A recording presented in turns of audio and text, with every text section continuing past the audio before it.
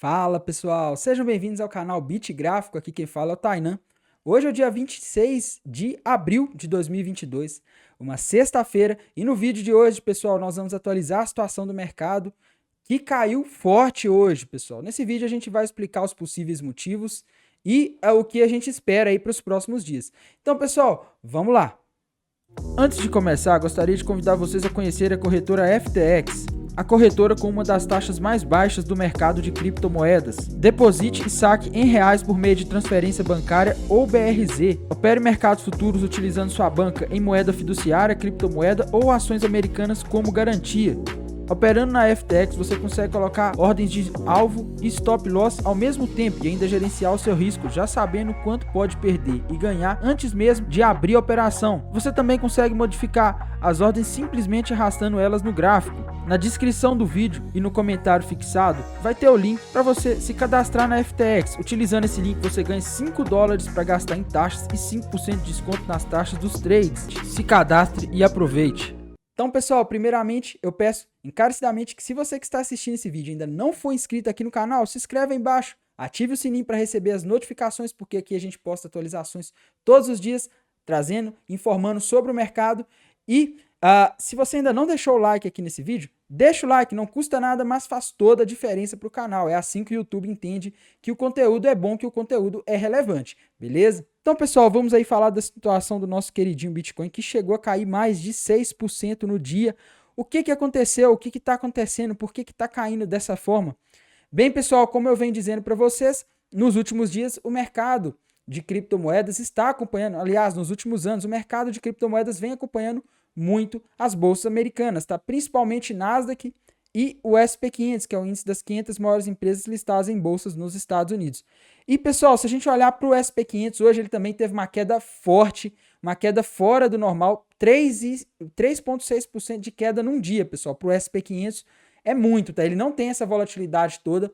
A gente vê que o candle do dia de hoje, ele fechou muito grande, né? A gente vê que ele é um candle anormal. O candle da quinta-feira também, no dia que o presidente do Banco Central dos Estados Unidos deixou claro aí que eles vão subir em 0,5% a taxa de juros na próxima reunião, que vai ser na semana que vem, que eles vão começar a reduzir o balanço também. A gente teve um candle de queda forte, que é um tamanho de candle que não é normal no SP500, pessoal, mostrando aí que a volatilidade está extrema nos mercados. E, pessoal, se a gente olhar aqui o VIX, que é o índice de volatilidade, aí a gente vê que ele também está em patamares muito altos, 33, pessoal. Quando o VIX está muito alto, indica que a volatilidade está muito alta, que os investidores e que o mercado está muito incerto e que ninguém sabe o que está acontecendo, tá? Tá havendo um medo generalizado no mercado. Normalmente o VIX muito alto, a gente acende o alerta, tá? A última vez que a gente teve o VIX muito alto aí foi lá no início da pandemia, em 2020, e agora a gente tá tendo ele aí acima de 30, tá? 33, um patamar muito alto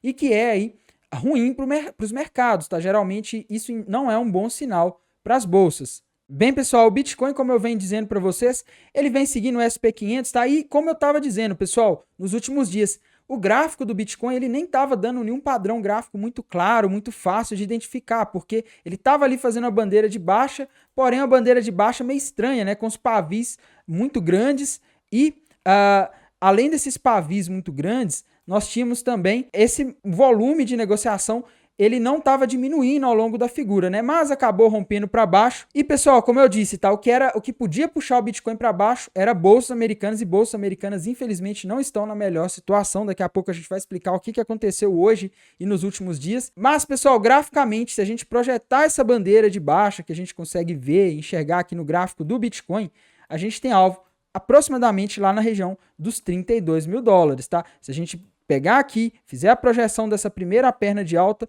o alvo tá ali, região dos $32 mil, bem abaixo aí de onde o Bitcoin está agora, tá? Então, meus caros, não dá para descartar Bitcoin na região dos $32 mil, até porque, pessoal, aquela região dos $32 mil, ela foi um suporte muito importante no dia 24 de janeiro, quando o Bitcoin estava caindo forte lá no final de janeiro, e essa região aí serviu de suporte, impediu que o Bitcoin continuasse descendo, tá? Ela serviu de pivô aí, de suporte para o Bitcoin formar topo, tá? Então, pessoal, o alvo para o Bitcoin, graficamente, olhando o gráfico diário, está ali naquela região dos $32 mil, beleza?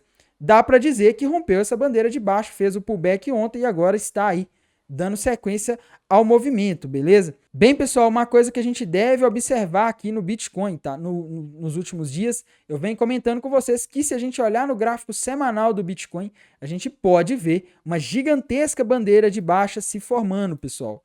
E se o Bitcoin romper essa bandeira de baixo, as projeções para o Bitcoin não são nada boas, tá? Ele ainda não rompeu, eu só considero, pelo menos na minha opinião, que ele rompeu se ele fechar um candle do gráfico semanal ali abaixo dos 37 mil dólares. Hoje o Bitcoin ele chegou aí a bater ali nos 37.710, mas ainda tá acima, tá?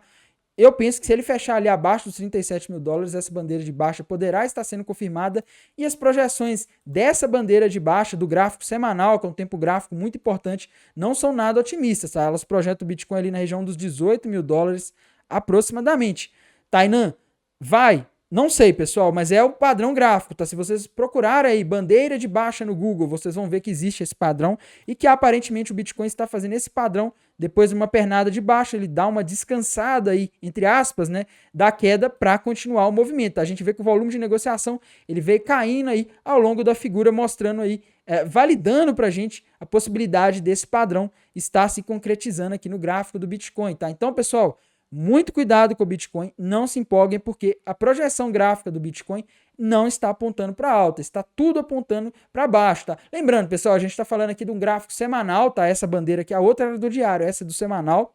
Gráfico semanal, os movimentos demoram, não são coisas rápidas, pode levar semanas ou até meses, mas é algo para ficar de olho, porque geralmente são movimentos aí com movimentações, com variações percentuais muito grandes, tá? Então, fiquem de olho nisso, porque não é nada legal esse tipo de movimento aqui para o Bitcoin, beleza?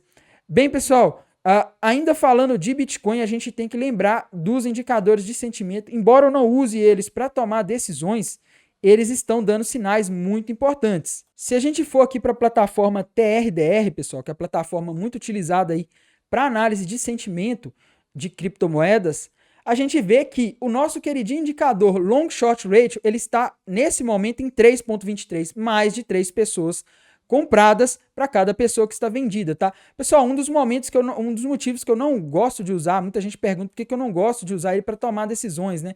É porque, por exemplo, hoje, durante o dia, ele estava caindo, tá? E depois que o mercado já tinha caído muito, né? Ele caindo significa que as pessoas estão entrando vendidas, tá? Então, daria a entender que poderia subir, mas o que aconteceu justamente o contrário, o mercado começou a cair, ele começou a subir, tá? Então, eu particularmente não sou muito fã dele por causa disso. Tem pessoas que sabem usar ele muito bem, mas para mim, ele para scalping, ele dá alguns erros aí que são bem frequentes, tá? Mas, pessoal, voltando ao tema, voltando ao que interessa, o long short ratio tá alto, mostrando que a maioria das pessoas estão acreditando na alta, a maioria das pessoas estão com aquela mentalidade, se caiu eu compro mais, né? Vou comprar na baixa, caiu eu compro. Só que esse indicador aqui, pessoal, o long short ratio aqui da Binance que a gente está olhando, quem que opera mercados futuros na Binance?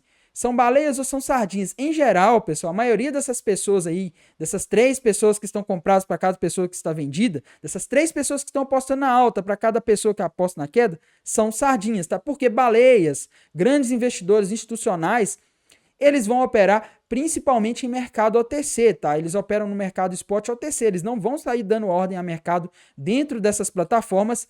E, pessoal, tem outro fator importante quando a gente fala aqui de institucionais, de baleias e de Binance. Nem mesmo os mercados futuros costumam ser operados aí dentro dessas plataformas, tá? Então, meus caros, é bom tomar cuidado, porque normalmente esse indicador alto aqui está mostrando que as sardinhas estão jogando, tentando jogar o mercado para cima, estão comprando, acreditando na alta, tá? A taxa de funding agregada, né, que mostra aí o valor que as pessoas estão pagando em média aí para ficar comprado ou vendido nas corretoras, está mostrando que quem está comprado está pagando. Se quem está comprado está pagando, quer dizer que tem mais capital apostando na alta, beleza? E, pessoal, o Open Interest segue extremamente alto e quase batendo máximas históricas aí na Binance. Open Interest, pessoal, é a quantidade de contratos em aberto, tá? Esses contratos em aberto, eles nos mostram basicamente como está aí a liquidez do mercado, né? E nesse momento, se a gente olhar aqui o Open Interest, ele está em 80, quase em 88, isso indica, pessoal, que tem liquidez para o mercado fazer grandes movimentos. Ou seja,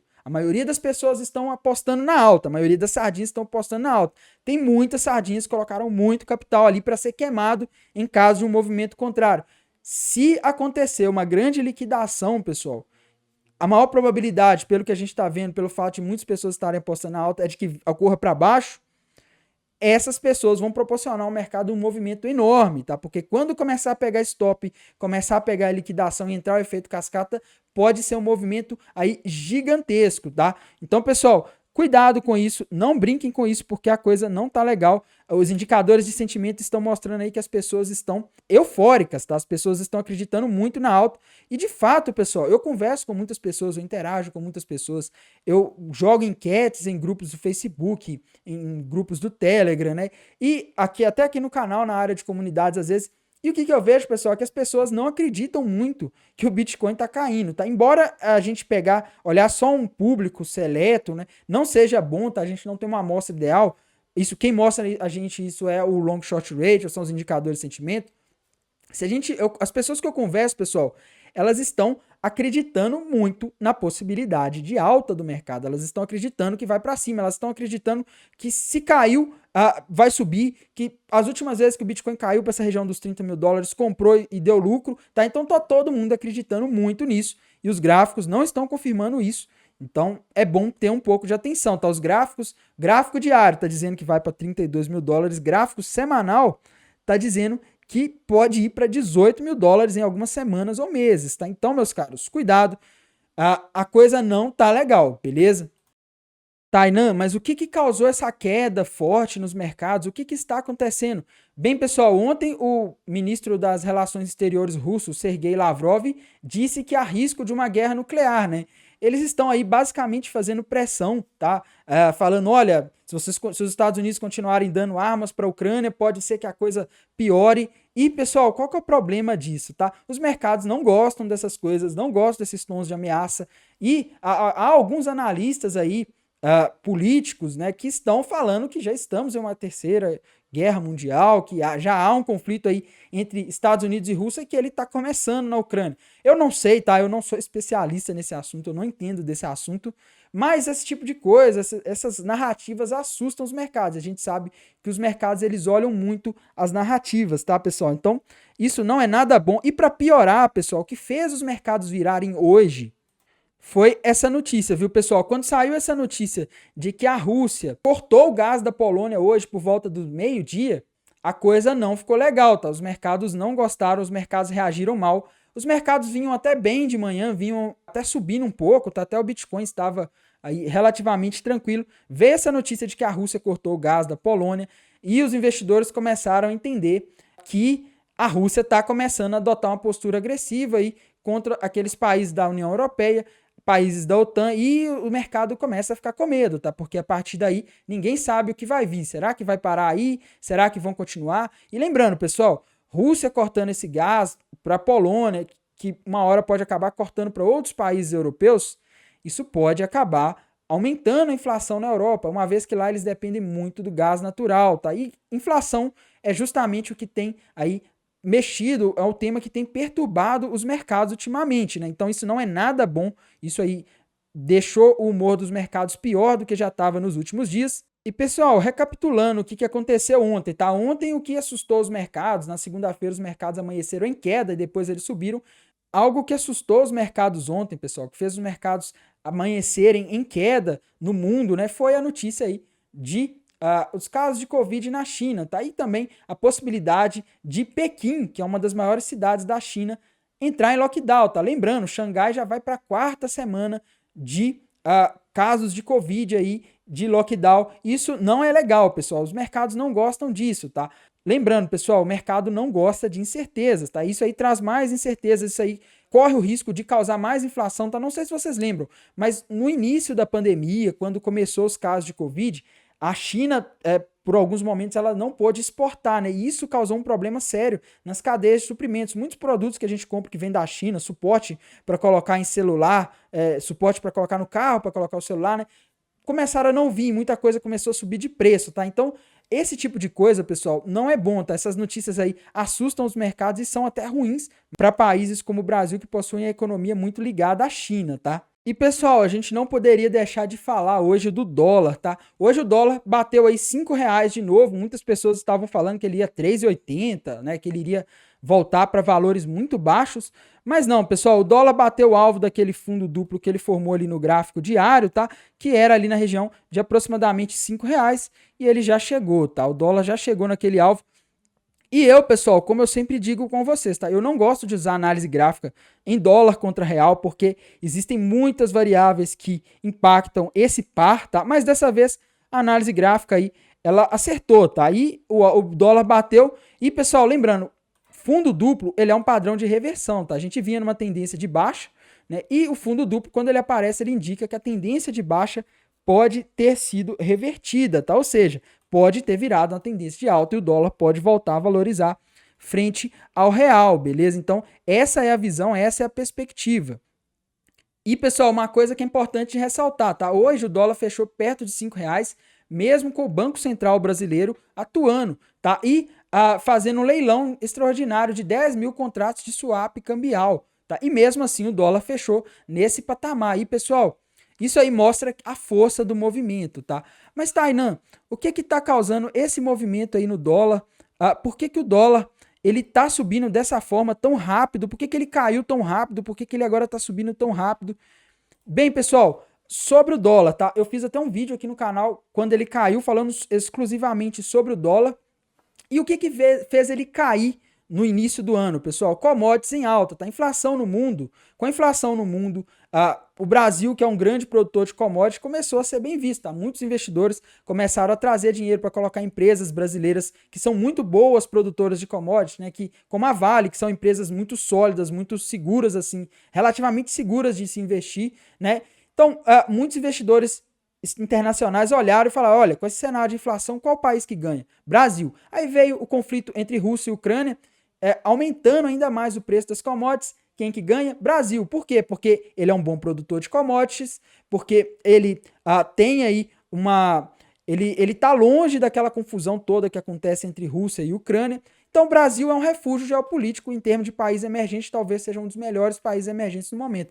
E ainda mais, pessoal, além desses fatores aí econômicos ligados à pauta exportadora do Brasil, a gente ainda teve um fator ligado à taxa de juros. A taxa de juros real do Brasil ela é uma das maiores do mundo, pessoal. Não tem nenhum outro lugar no mundo onde você deixa o seu dinheiro, ele tem uma perspectiva de rendimento tão boa quanto no Brasil, tá? Em termos de render mais do que a inflação. Então, tudo isso fez muito capital vir para o Brasil, pessoal.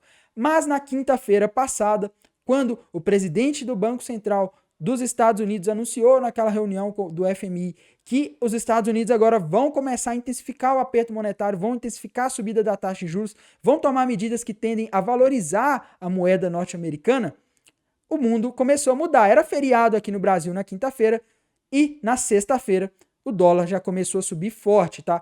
E vem assim desde ontem, subindo forte hoje.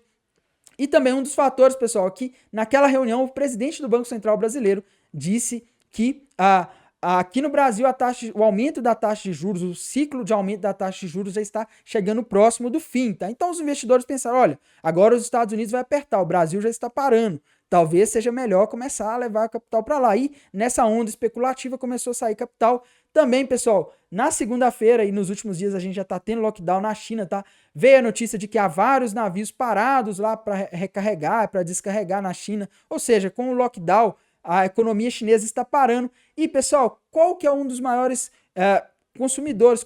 Qual país que mais compra commodities do Brasil? China.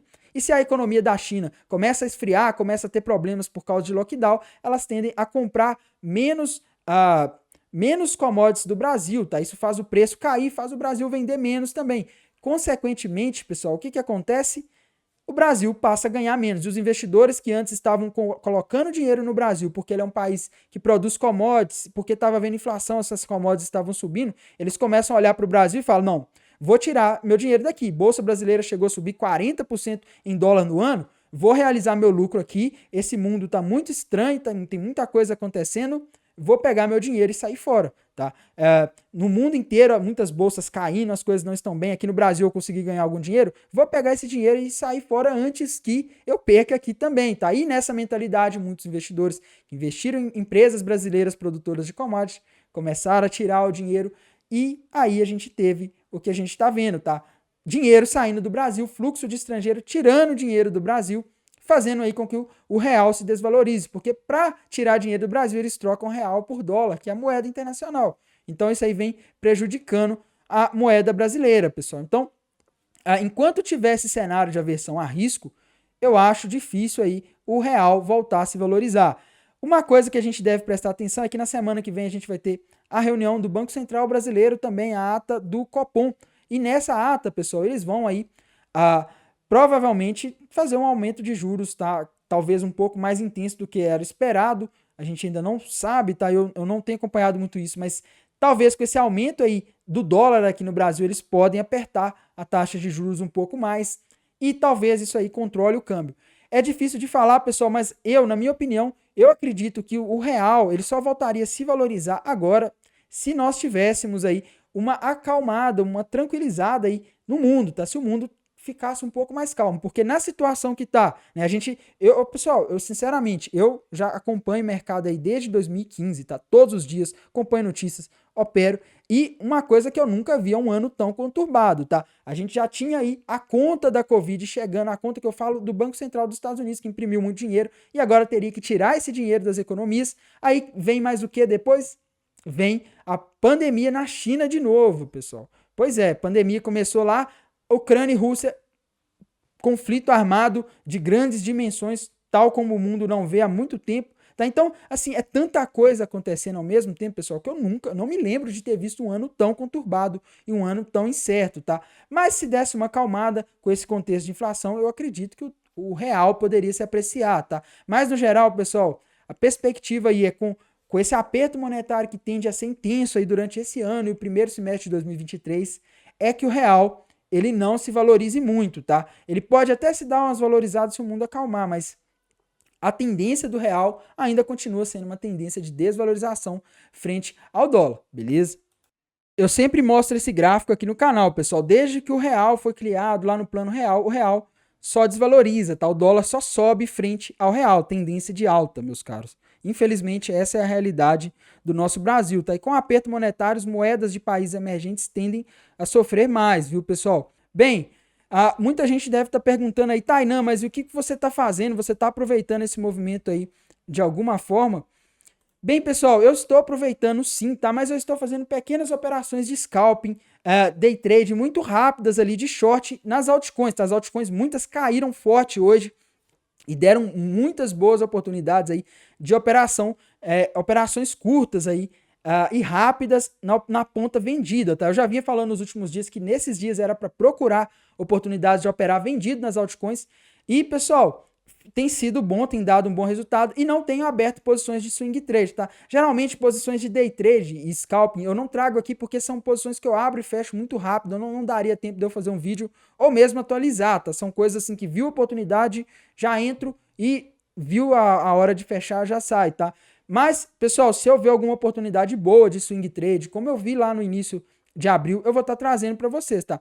Eu só não entrei vendido aqui ainda, pessoal, no gráfico do Bitcoin, porque essa região aqui, acima dos 37, ainda é uma região que a gente vê que é suporte, né, pessoal? O mercado está com dificuldade de descer abaixo dessa região aí desde janeiro, tá? Então, eu não tô querendo me aventurar muito em posições de swing trade aqui nessa região, porque eu não quero aí perder dinheiro à toa nesse ano de 2022, tá? Porque eu espero aí que o mercado ele sofra uma desvalorização até o início de 2023, primeiro semestre de 2023, e aí pode ser uma oportunidade boa de comprar altcoins boas para hold e fazer um lucro bom aí no próximo ciclo do mercado, tá, pessoal? Eu estou majoritariamente líquido, tá? E na queda, quem está líquido, quem está em dólares ou em reais, ganha, tá? Por quê? Porque você não está exposto ao risco e você pode ali ter boas oportunidades de operação quando o mercado aí chegar num ponto que eu tiver a noção aí de que ele pode reverter, eu vou ter a oportunidade de arriscar uma entrada ali de forma tranquila, beleza? Outra coisa que eu queria comentar, pessoal, muitas pessoas me chamam com frequência de pessimista, tá? Quase todos os dias alguém comenta aí embaixo que eu sou pessimista, que eu estou vendo a possibilidade de queda, mas infelizmente não, pessoal. Eu estou vendo os problemas que estão acontecendo no mundo e que podem impactar o mercado de criptomoedas e a minha missão é trazer eles aqui, tá? Para quem fala que eu sou pessimista, olhe meus vídeos no final de setembro, início de outubro. Olhe outros momentos, pessoal. Olhe meus vídeos ali no início de 2021, tá? Onde eu estava otimista. Quando o Bitcoin rompeu o topo histórico nos 20 mil dólares, Meus amigos, eu falava de altcoins para comprar. Nos momentos em que deu para ser otimista, eu fui, pessoal. Até nos momentos em que eu não devia ser otimista, como no mês de novembro de 2021, eu fui otimista, tá? Na semana que vem a gente tem um evento importantíssimo, que é a reunião do Banco Central dos Estados Unidos. Então, vamos ficar aí de olho nisso, beleza? No mais, pessoal, desejo a vocês aí uma ótima semana, uma ótima terça-feira e bons negócios. Até mais, tchau!